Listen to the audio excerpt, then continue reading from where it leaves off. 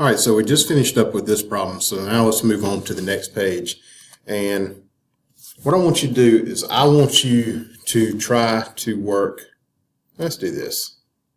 Let's work this one. Let's work this one together, or let me go over this with you. All right, the first thing I want you to identify when solving equations is what's going on in the problem.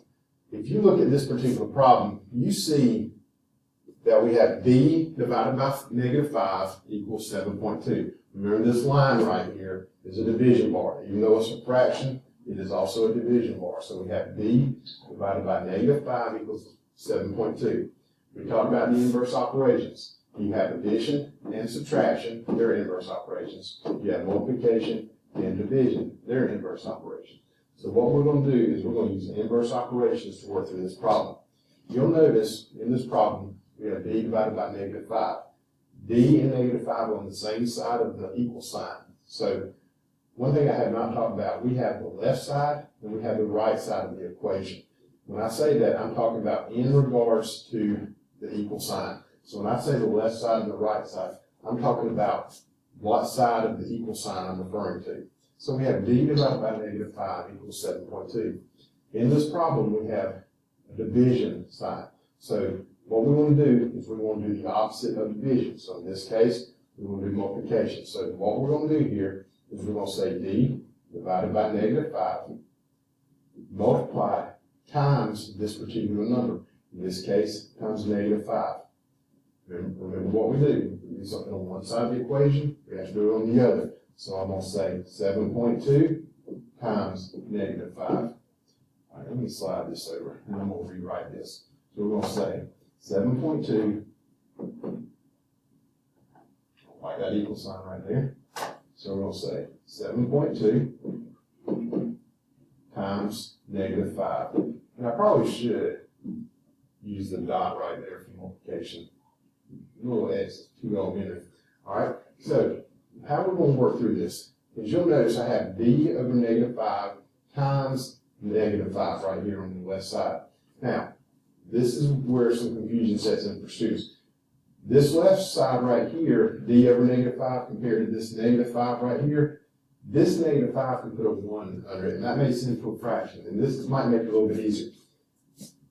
Just how we deal with fractions, if you have two of the same number on top and bottom diagonal, they just cancel out. So what's left if that cancels out? That leaves a d, and that leaves that 1. So this 1 and that 1 are there, so if I multiply straight across, that gives you d over 1. What does d over 1 equal? It just represents d. So that leaves now d equals 7.2 times -5. If you multiply 7.2 times -5, well, if this will work, 5 times 2 is 10, greater than 1, 5 times 7 is 35 plus 1 is 36. I have one decimal place, so I'll move it one decimal place over. And so my answer here would be 36. Now, what I've done here is I've worked this one-step equation or simple equation by using the inverse operations. In this problem, there was division, so I had to do the inverse of it or the opposite. I undid it by using multiplication. So what I want you to write on the left side of it here, the one step that we used the multiplication property of equality. So what I want you to do is I want you to have all this information down. So yes, I do want you to copy this down.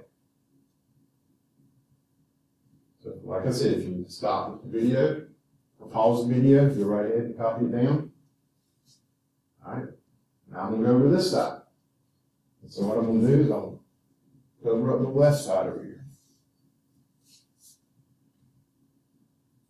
All right, we have -2p equals 1. This is very easy to see. In this problem right here, we have multiplication.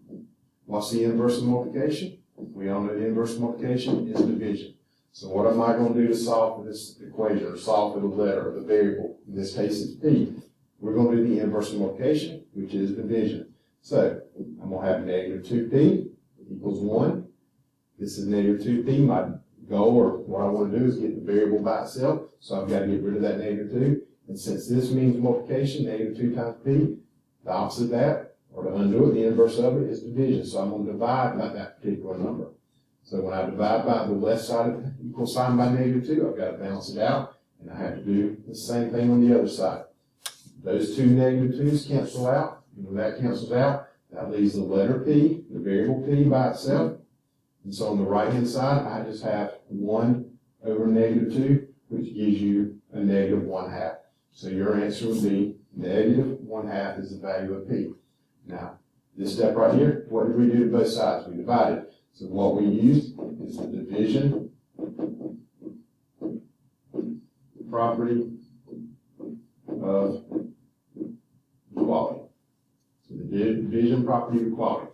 Some of you, when you're writing this, you might just want to write DP for division property of equality. And it's okay if you agree it. Now, one of the things I'm going to have you do is I'm going to require you to not copy, but write all these steps out when you're doing the problem.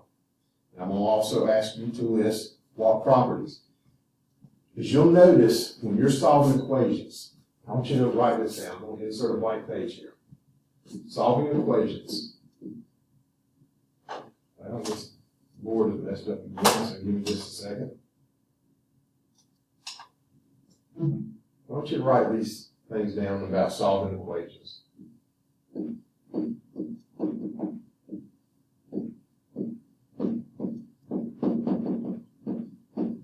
When you solve equations, I want you to think about using or doing the reverse of, please excuse my dear Aunt Sally.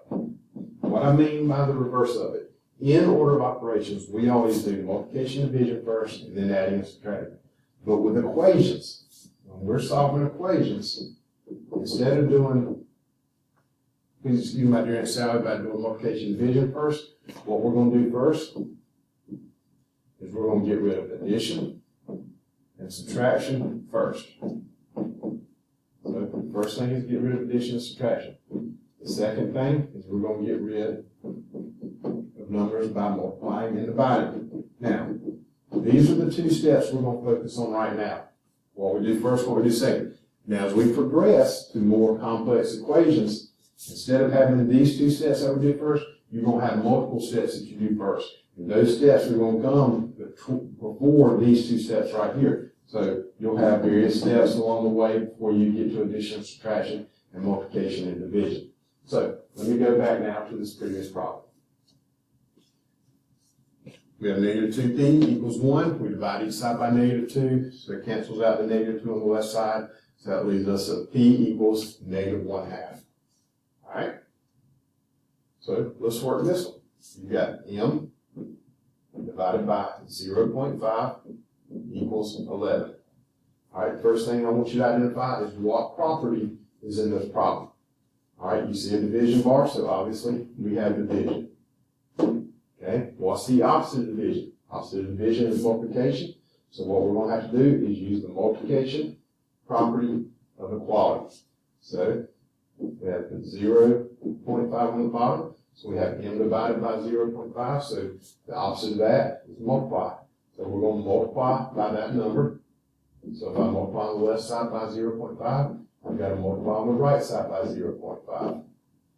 These two cancel out. When that cancels out, that leaves m. That now leaves 11 times 0.5. 11 times 0.5 gives you an answer of 5.5. And the way we get that is, remember when you're multiplying, everything has to be lined up along the right-hand side. So 5 times 1 is 5. 5 times 1 is 5. You put an x there to hold the place, or a 0, whatever you prefer. 0 times 1 is 0. 0 times 1 again is 0. So I add, and I get 5. 5, and I'll leave that 0. I have one decimal place, so I move it one place to the left. And that gives you an answer of the variable m equals 5.5. And again, we can check our problem or check our work. We have the original problem of m over 0.5 equals 11.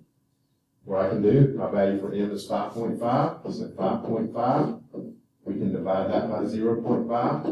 And if I actually do the division, 5.5 divided by 0.5, move the decimal on the outside, one place to the right to clear it. Move this one place to the right, so that now leaves 5 on the outside, 55 on the inside.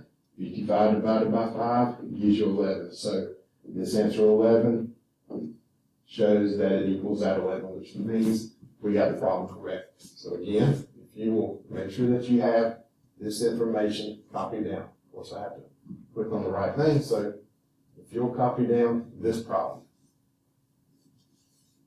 Now, this work is very important. You will be doing this work from here on out, this year, next year, 9th grade, 10th grade, 11th grade, and probably 12th grade. And this is just the basic stuff. You will be getting to very complex problems as you go through the equations. All right, it says 3 of the equations have the same solution. Cross out one equation that has a different solution. So what I want you to do is I want you to practice with these right here. Okay? In fact, let's just do this for right now.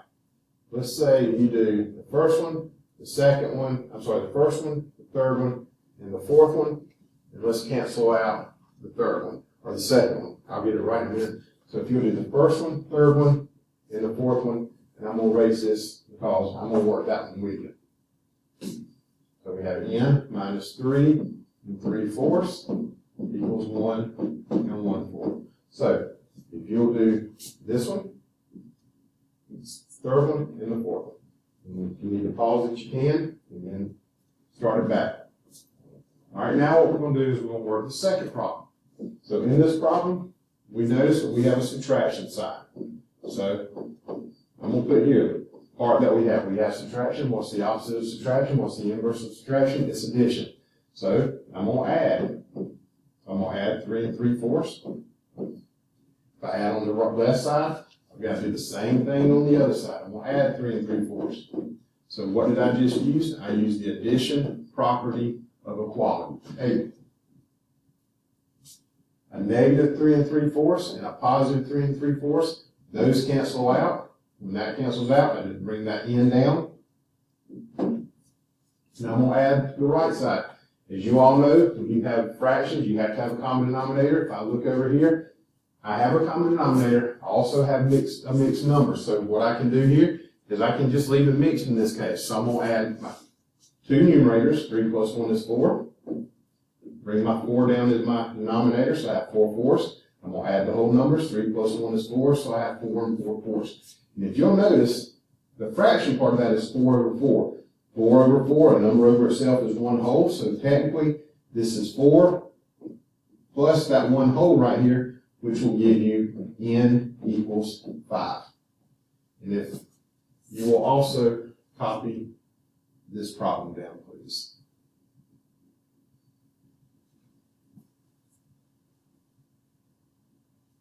All right, what I want you to do is I want you to work these 4 problems for homework.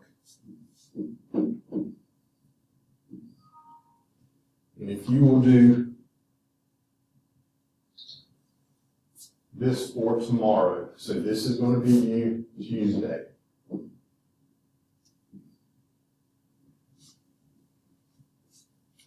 And then,